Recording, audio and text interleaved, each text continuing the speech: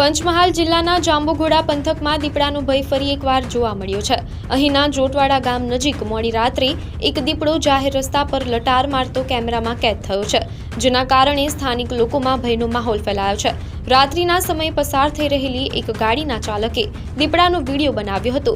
વિડીયોમાં સ્પષ્ટ જોઈ શકાય છે કે દીપડો કોઈપણ જાતના ડર વિના બિંદાસ માર્ગ પર ફરી રહ્યો છે। આ દ્રશ્ય સ્થાનિકો માટે ચિંતાનો વિષય બન્યો છે, કારણ કે થોડા દિવસ પહેલા જ આસપાસના વિસ્તારોમાં દીપડાએ પશુઓનું મારણ કર્યું હોવાના કિસ્સાઓ પણ સામે આવ્યા હતા। આ ઘટના બાદ વન વિભાગ હરકતમાં આવ્યું છે અને દીપડાને પાંજરે પૂરવા માટેની કાર્યવાહી શરૂ કરી છે। સ્થાનિકોએ વન વિભાગને સતત પેટ્રોલિંગ કરીને દીપડાને પકડવાની અપીલ કરી છે, જેથી લોકો સુરક્ષિત રહી શકે।